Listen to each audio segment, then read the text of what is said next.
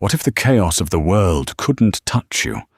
What if every insult, every failure, and every setback became fuel for your fire? 2,000 years ago, emperors and slaves discovered an unbreakable mental fortress. Today, we unlock 10 powerful Stoic lessons that will transform your mind forever. Listen closely.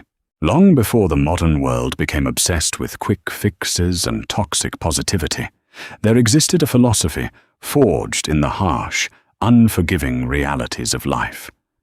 It was not born in pristine classrooms, but on the blood-soaked battlefields of the Roman Empire, in the cold and desolate chains of slavery, and in the bustling, chaotic marketplaces of ancient Greece. This is Stoicism. It is not a philosophy of suppressing emotion, as many falsely believe.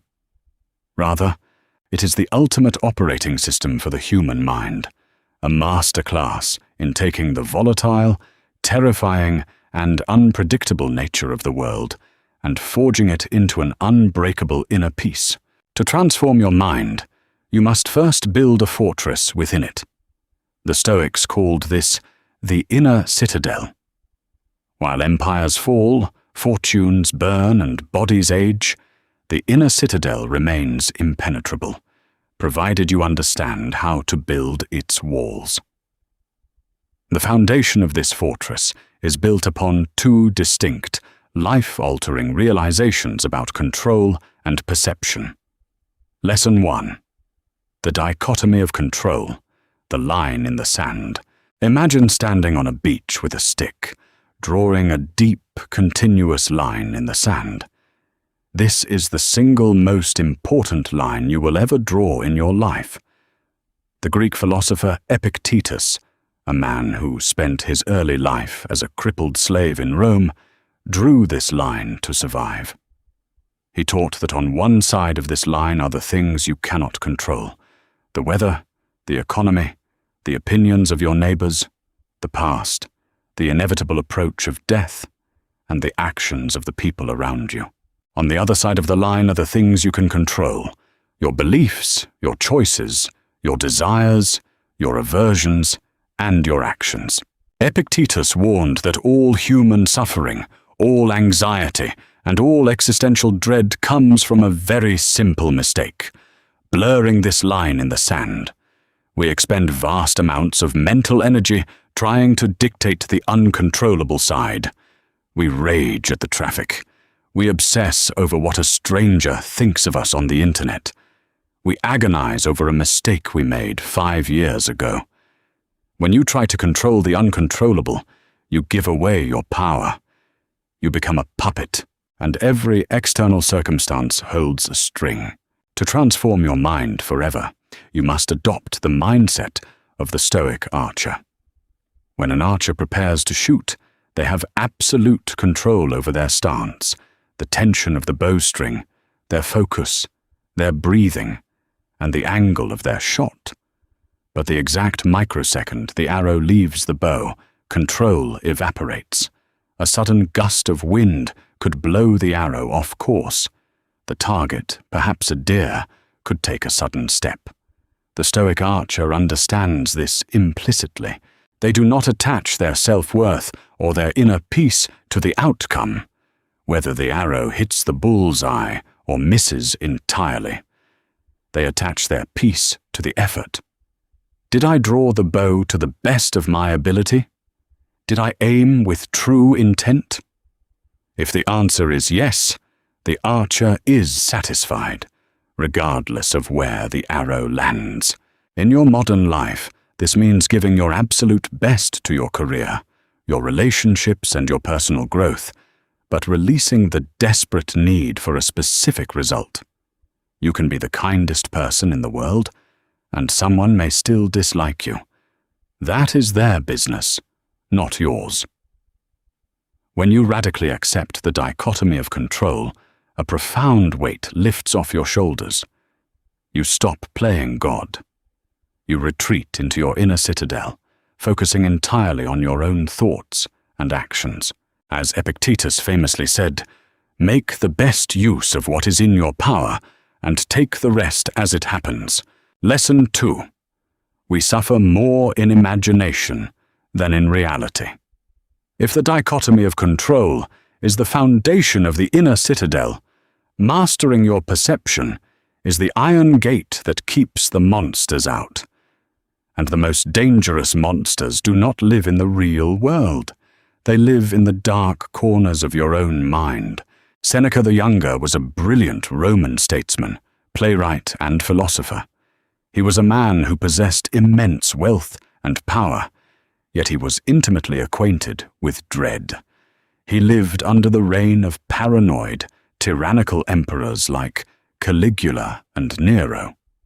Every single day, Seneca woke up knowing that a single capricious thought from the emperor could result in his exile, his financial ruin, or his execution. He had every reason to be consumed by paralyzing anxiety. Yet, he observed a fascinating phenomenon about human nature. We are remarkably resilient when actual tragedy strikes, but we are utterly destroyed by the anticipation of it. There are more things, Lucilius, likely to frighten us than there are to crush us, Seneca wrote in a letter to his friend. We suffer more often in imagination than in reality. Think deeply about your own life. How many hours, days, or even weeks have you spent agonizing over a future event that never actually came to pass? How many times have you played out a disastrous scenario in your head? A catastrophic job interview, a brutal breakup, a public humiliation, experiencing all the physiological symptoms of panic, a racing heart, shallow breath, sweating palms, only for the actual event to be entirely mundane. The human mind is a spectacular time machine, but we use it terribly. We constantly project our consciousness into a fabricated, dystopian future, or we drag it backward into an unchangeable, painful past. Stoicism teaches us to arrest this mental time travel. When you feel anxiety rising in your chest, the Stoic imperative is to violently snap your attention back to the present second. Ask yourself, what is actually harming me right now? In this exact physical moment, am I bleeding? Am I starving? Am I under physical attack? Almost always the answer is no. You are simply sitting in a chair or lying in a bed, terrifying yourself with ghosts of your own creation. You are being chased by a lion that does not exist. To transform your mind, you must realize that events themselves have no inherent emotional charge. A rainstorm is just water falling from the sky. It is neither good nor bad. It is your judgment of the rainstorm. This ruins my day. This is awful. That creates the suffering. By removing the judgment, you remove the pain. When you learn to observe your catastrophic thoughts as mere passing clouds rather than absolute truths, your inner citadel becomes impenetrable. Once the walls of the inner citadel are built, they must be tested. A fortress that has never seen a siege is only a theoretical fortress. Stoicism is not a philosophy of comfortable armchairs and hypotheticals. It is a philosophy of the arena. It demands that we look at the tragedies, the friction, and the searing heat of human suffering, and rather than fleeing from them, we step directly into the flames. Why? Because fire does not destroy steel. It tempers it. The Stoic understands that an easy life is a dangerous life, for it creates a fragile mind. If you wish to be truly unbreakable, you must redefine your entire relationship with adversity. You must learn to practice a divine alchemy, turning the lead of hardship into the gold of character. Lesson 3. The obstacle is the way. The alchemy of action. Imagine the year 170 AD. The Roman Emperor Marcus Aurelius is sitting in a freezing military tent on the muddy frontiers of Germania. He is arguably the most powerful man on the face of the earth, commanding legions and an empire that spans continents. Yet his life is a waking nightmare. The empire is being ravaged by the Antonine Plague, a devastating pandemic that is wiping out millions of his citizens. Endless, brutal wars are bleeding his treasury dry. To make matters worse, his most trusted general, Cassius, has just betrayed him, attempting to usurp the throne. Marcus Aurelius had every reason to curse the gods, to give up, to succumb to bitterness and despair. Instead, under the flickering light of an oil lamp, he opened his private journal, a diary we now know as Meditations, and penned one of the most powerful psychological reframings in the history of human thought. The mind adapts and converts to its own purposes, the obstacle to our acting. The impediment to action advances action. What stands in the way becomes the way. This is the ultimate Stoic superpower. It is the realization that the obstacle you are currently facing is not blocking your path. The obstacle is your path. Think of a small, flickering campfire. If you throw a massive log onto a tiny flame, you will extinguish it. The log smothers the fire because the fire is weak. But think of a roaring, massive forest fire. When you throw a heavy log into a raging fire, the fire does not go out. It consumes the obstacle. It uses the wood as fuel to burn even hotter, even brighter, and even more ferociously.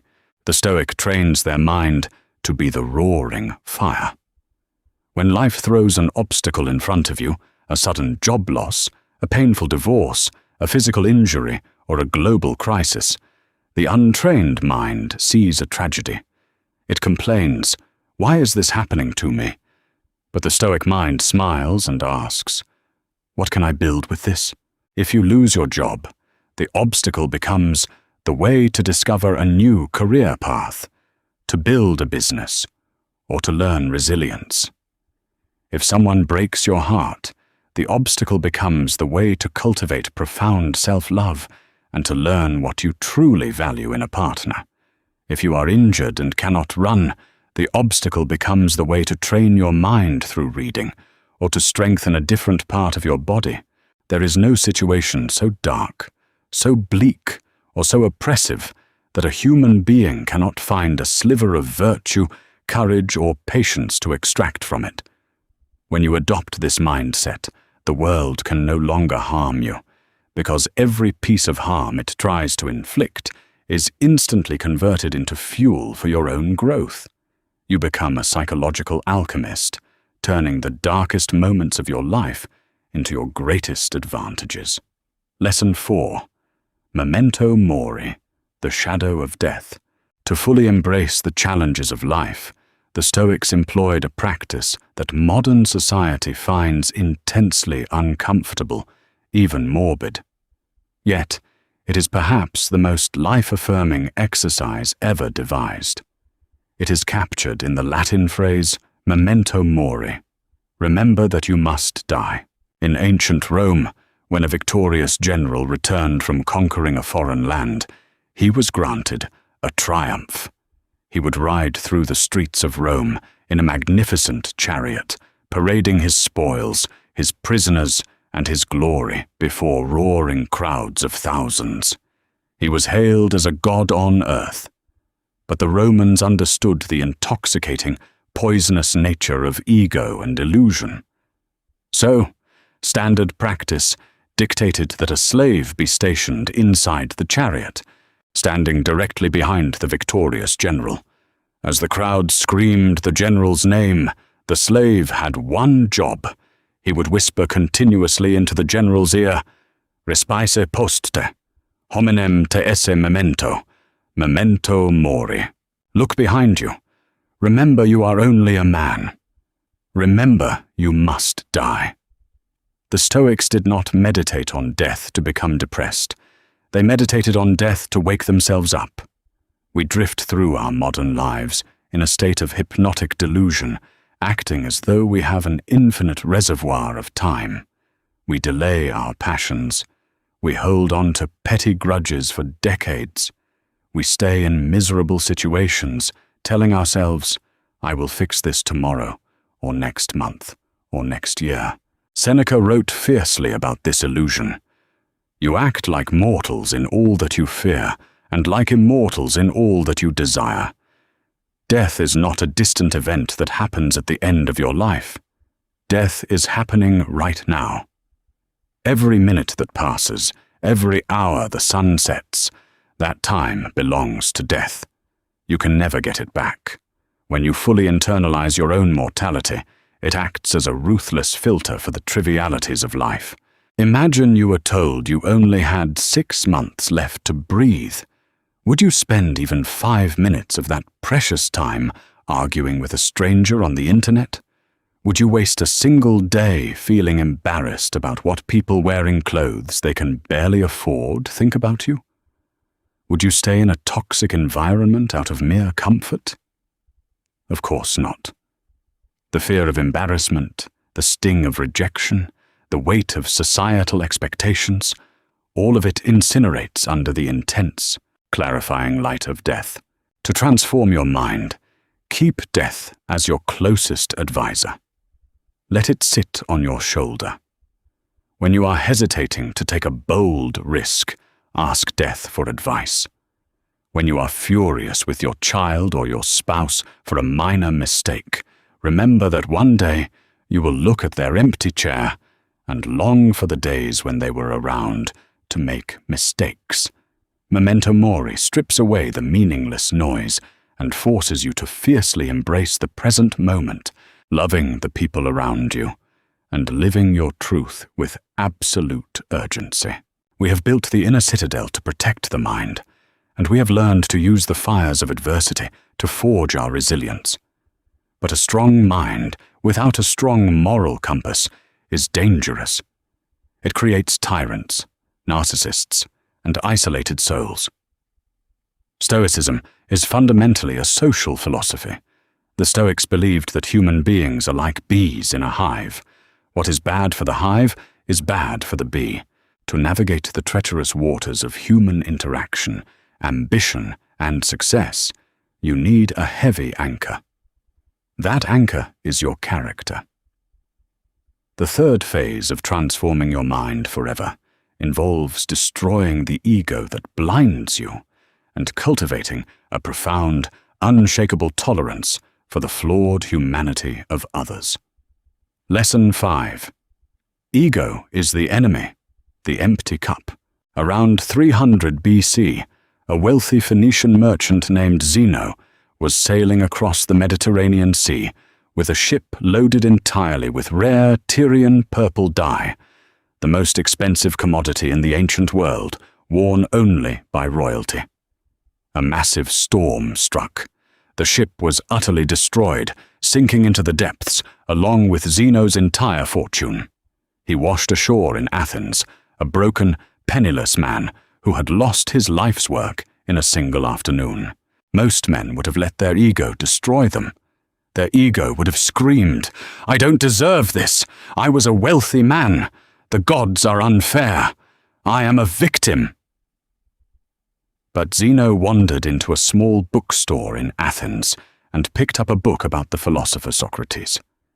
He was so captivated by the wisdom of the text that he asked the bookseller where he could find such a man. The bookseller pointed to a philosopher walking by, and Zeno began to study. Decades later, Zeno would become the legendary founder of Stoicism. Looking back at the shipwreck that cost him everything, he famously declared, "I made a prosperous voyage when I suffered shipwreck." Zeno's transformation was only possible because he dropped his ego. Ego is the arrogant, petulant voice inside your head that tells you that you are already complete, that you know everything, and that the world owes you success, respect, and comfort. Ego is the enemy of all growth. If you believe you are already a master, you will never study like a student. If you believe you are inherently special, You will never put in the agonizing, unglamorous work required to actually become great. Epictetus warned his students, it is impossible for a man to learn what he thinks he already knows. To adopt Stoic wisdom, you must approach life as an empty cup. The modern world encourages us to inflate our egos. We curate perfect lives on social media.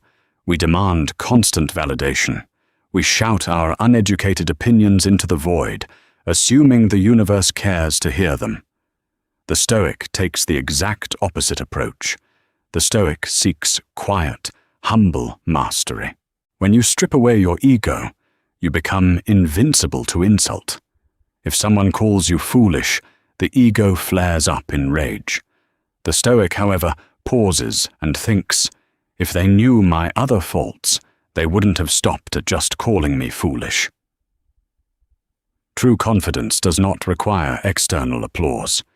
It is built quietly, in the dark, through the strict adherence to your own moral principles. Empty your cup. Realize how vast the universe is, and how little you truly know. In that humility, you will find a massive, boundless freedom to grow. Lesson 6. Sympatheia and the toleration of others. The tapestry of the world. One of the greatest challenges to our inner peace is not the weather, nor our health, nor our finances. It is other people, co-workers who betray us, family members who manipulate us, strangers who are rude to us. How does a Stoic protect their mind in a world filled with difficult, toxic, and chaotic individuals? They practice sympatheia, the understanding of universal interconnectedness, and they prepare their minds before the battle even begins. Every morning, Marcus Aurelius would sit quietly before his duties as emperor began, and he would perform an exercise we now call the morning meditation. He wrote, "When you wake up in the morning, tell yourself, the people I deal with today will be meddling, ungrateful, arrogant, dishonest, jealous, and surly. They are like this because they cannot tell good from evil." Marcus did not write this to become a bitter misanthrope. He wrote it to set a realistic expectation of human nature. If you walk out your front door expecting everyone to be kind, rational, and fair, you will spend your entire life being shocked, angry, and disappointed. People are heavily flawed. They are driven by unseen traumas, massive insecurities, and deep ignorance. When a person cuts you off in traffic or insults you in a meeting, the Stoic recognizes that this behavior is a sickness of their own mind, a projection of their own inner chaos. It has absolutely nothing to do with you. Marcus Aurelius went further, comparing humanity to the body. We were born to work together, like feet, hands, and eyes, like the 2 rows of teeth, upper and lower. To obstruct each other is unnatural. When you encounter a difficult person, do not let their chaos penetrate your inner citadel. If someone hands you a gift and you refuse to accept it, to whom does the gift belong? It still belongs to the person who brought it. The same is true of an insult or an outburst of anger. If someone offers you their rage and you remain perfectly still, refusing to match their emotional frequency, you leave them holding their own toxic energy. You must view the flawed people in your life as a sparring partner in a mental gymnasium. They are providing you with the exact resistance you need to practice patience, forgiveness, and emotional control. Do not hate them. Pity their ignorance and forgive them. Be the immovable cliff against which the violent waves constantly crash. The waves will eventually break and disperse, but the cliff remains perfectly intact. In the modern era, our minds are under constant siege, not by invading armies, but by an endless bombardment of engineered desires. We are told, from the moment we open our eyes to the moment we fall asleep, that we are not enough. We need the newer car, the bigger house, the perfect body, the prestigious title, and the flawless relationship to finally be happy. This is the treadmill of misery, and the Stoics saw it for what it was 2 millennia ago. To transform your mind, you must completely rewrite your relationship with desire, wealth, and comfort. The fourth phase of the inner citadel is built by realizing that true abundance is not found in accumulating more, but in needing less. It is the practice of stripping away the artificial layers of human greed and discovering the absolute power of wanting exactly what you already have. Lesson 7. Amor fati, love your fate. In our previous lessons, we discussed the power of turning obstacles into fuel, using the bad things that happen to us to our advantage. But there is a deeper, infinitely more powerful level of Stoicism, a concept later famously championed by the philosopher Friedrich Nietzsche, but rooted deeply in the teachings of Epictetus and Marcus Aurelius. This is the concept of amor fati, a love of one's fate. It is one thing to grit your teeth and tolerate a miserable situation. It is another thing entirely to accept it. But amor fati demands something radical. It demands that you enthusiastically embrace everything that happens to you, good or bad, as if you had chosen it yourself. The early Stoics used a brilliant metaphor to explain our relationship to the universe. Imagine a dog tied to a heavy, moving cart. The cart represents the universe, fate, or destiny. The cart is moving forward regardless of what the dog wants. Now, the dog has 2 choices. It can trot happily alongside the cart, enjoying the scenery, getting exercise, and moving in harmony with the direction of the universe.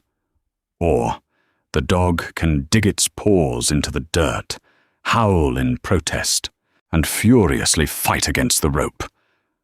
What happens? The cart moves anyway, but now the dog is dragged on its back over rocks and mud, choked by the rope, blooded and miserable.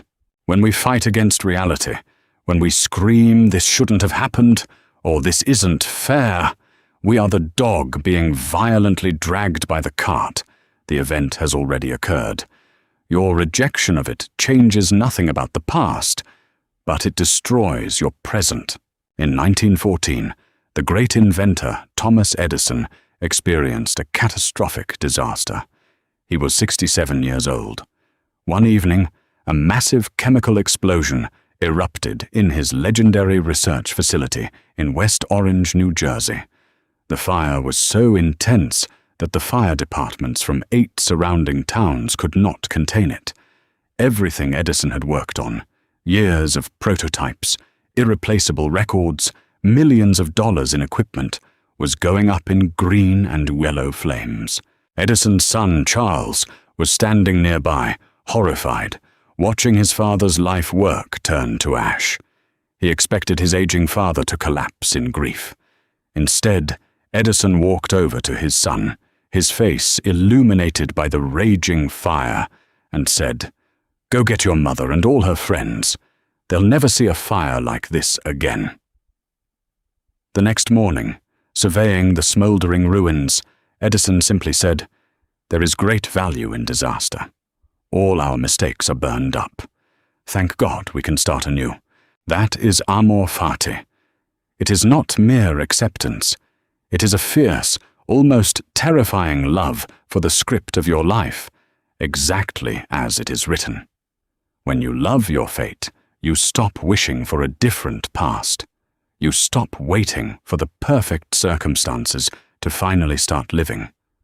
You look at the tragedy, the heartbreak, or the failure, and you say, "This is exactly what was meant for me. I love it, and I will use it." When you reach this level of mental mastery, you become completely indestructible, because the universe can no longer threaten you with anything. Whatever it throws at you, you will simply embrace it, and say, "More wood for my fire." Lesson 8. Voluntary discomfort, the practice of poverty. The greatest threat to human resilience is not trauma, it is comfort. The modern world is a masterpiece of convenience. We have climate-controlled rooms, instant delivery of decadent food, endless entertainment at the swipe of a finger, and soft beds to sleep in. While this seems like a triumph, the Stoics knew that relentless comfort is a slow-acting poison to the human spirit. When you never experience hunger, you become a slave to your next meal. When you never experience cold, a slight chill ruins your day. You adapt to luxury so quickly that the extravagant miracles of yesterday become the baseline expectations of today. This phenomenon, known as hedonic adaptation, ensures that the more comforts you acquire, the more fragile you become. Seneca understood this paradox perfectly. Although he was the wealthiest man in the Roman Empire, surrounded by gold, fine wine, and endless luxury, he recognized that his wealth was a vulnerability. If he grew too attached to his soft robes and lavish banquets, the fear of losing them would paralyze him. To inoculate himself against this fear, Seneca practiced a routine of voluntary discomfort. Once every month, he would leave his massive estate, put on the coarse, scratchy clothing of a beggar, and live for several days on nothing but stale bread and muddy water. He would sleep on the hard stone floor. He did not do this to punish himself. He did it to reprogram his mind.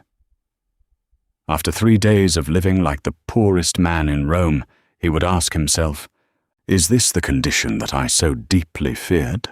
By deliberately stepping into the nightmare he was trying to avoid, he realized that the nightmare was an illusion. The human body is remarkably resilient. A few days of hunger or cold will not kill you, but the constant dread of them will destroy your peace of mind. If you want to transform your mind forever, you must inject voluntary friction into your comfortable life. Take freezing cold showers in the morning. Fast for 24 hours to remember what true hunger feels like. Turn off your phone and sit in absolute, terrifying silence for an hour. Sleep on the floor occasionally. Walk in the rain without an umbrella. When you intentionally practice poverty and discomfort, 2 magical things happen. First, you assassinate the fear of loss. You realize that even if the economy crashes and you lose everything, you will be fine, because you have already trained your mind to thrive in scarcity. Second, it instantly reawakens your gratitude. The day after you fast, a simple bowl of plain rice tastes like a Michelin star feast. The day after you sleep on the floor, your ordinary mattress feels like a cloud floating in heaven. By denying yourself, you reclaim the joy of the simple things you have taken for granted. You become wealthy not by acquiring more, but by aggressively wanting less. We have armored the mind, forged it in adversity, anchored it in character, and freed it from the tyranny of endless desire. Now, we arrive at the final frontier of Stoic wisdom. It is the realization of what truly matters in the brief, flickering spark of human existence. The final step in transforming your mind is mastering the ultimate, non-renewable resource, time. Lesson 9. The value of time. Ruthless prioritization. Imagine a stranger walking up to you on the street and attempting to reach into your pocket to steal your wallet. You would fight them violently. You would call the police, scream for help, and defend your property with every ounce of strength you possess. We guard our money, our cars, and our homes with alarm systems, locks, and passwords. We protect physical matter fiercely. Yet, as Seneca pointed out in his brilliant essay on the shortness of life, when it comes to our time, the only possession we actually own, and the only currency that we can never, ever earn back once it is spent. We are astonishingly generous. We let people steal our time all day long. We allow toxic co-workers to drag us into hours of meaningless gossip. We surrender hours of our finite lives staring blankly at glowing screens, scrolling through the manufactured outrage of strangers. We give away our evenings, agonizing over what we should have said in a meeting. We act as if time is cheap, infinite, and abundant. Seneca wrote, "People are frugal in guarding their personal property, but as soon as it comes to squandering time, they are most wasteful of the one thing in which it is right to be stingy." The most powerful Stoic lesson you can implement today is to become brutally, unapologetically protective of your time. You must realize that you are not guaranteed tomorrow. The Stoic perspective flips the way we view aging. We think of death as an event waiting in the future. But Seneca argued that death is happening right now. Every second that passes into the past belongs to death. The time you spent watching a movie yesterday? Death owns it. The years you spent in a job you hated? Death took them. You are dying every single day. When you truly internalize this, a fire lights in your soul. You stop saying, "I will start writing my book when things slow down at work." You stop saying, "I will spend more time with my kids when I get this promotion." You stop waiting for the mythical someday when life will magically align. To transform your mind, you must audit your days with ruthless precision. If an activity, a conversation, or a habit does not align with your core values, your growth, or the people you love, cut it out without mercy. Say no to the obligations that drain you. Reclaim your hours. Treat every single day as an incredibly rare, incredibly expensive gift, because the terrifying truth is that you have far less time than you think. Lesson 10. The view from above, the cosmic perspective. In the chaos of daily life, our problems feel massive. A rude comment from a boss, a dent in our new car, a failed project, or a public embarrassment can consume our entire consciousness. When we are trapped in the microscopic details of our lives, the world feels suffocating. Our ego convinces us that we are the absolute center of the universe, and therefore, our minor inconveniences are monumental tragedies. To defeat this suffocating anxiety, the Stoic Emperor Marcus Aurelius utilized an incredible psychological technique known as the view from above. When Marcus felt overwhelmed by the endless wars, the political betrayals, and the immense pressure of ruling the Roman Empire, he would close his eyes and force his mind to travel upward. He would imagine his spirit lifting out of his body, floating above the imperial palace. He would look down and see himself as a tiny speck in the city of Rome. Then he would pull higher. He would see the entire Italian peninsula, surrounded by the Mediterranean Sea. He would watch the tiny invisible armies marching across borders, fighting over invisible lines in the dirt. Higher still, he would see the entire curved edge of the earth spinning in the vast, freezing silence of space. He would contemplate the billions of people currently living on that sphere, all of them driven by fear, lust, ambition, and greed. He would think of the billions who lived before him and the billions who would live after him, whose bones are buried in the dust. Finally, he would look out into the terrifying, infinite expanse of the cosmos, the spinning galaxies, the dying stars, the boundless void of time stretching backward into infinity and forward into eternity. From this cosmic altitude, Marcus would look back down at his own life. Suddenly, the betrayal of his general didn't seem so catastrophic. The pressure of his critics seemed laughable. His own legacy, his own fame, his own anxieties, all of it shrank to a microscopic, meaningless point in the grand tapestry of the universe. Think of substance in its entirety, of which you have the smallest of shares, and of time in its entirety, of which a brief and momentary span has been assigned to you, and of the works of destiny, and how very small is your part in them, he wrote. The view from above is the ultimate antidote to human anxiety. When you are paralyzed by fear or consumed by anger, zoom out, elevate your perspective, remind yourself that you are a temporary speck of consciousness riding on a rock, hurtling through an infinite void. In 100 years, almost everyone you know will be gone, and the things that stress you today will be completely forgotten. This is not a depressing thought. It is the most liberating realization in human psychology.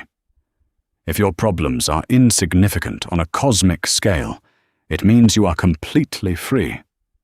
You are free to fail. You are free to be embarrassed. You are free to take massive risks, to love fiercely, and to pursue your absolute highest purpose without the suffocating fear of judgment. The universe is vast, and your time is brief. Build your inner citadel, love your fate, protect your time, and step into the arena of life with absolute, unbreakable courage. The inner citadel is not built in a day. It is forged through relentless practice, unwavering discipline, and the courage to face reality exactly as it is. You now possess the blueprint to master your mind, conquer your fears, and live with unbreakable purpose.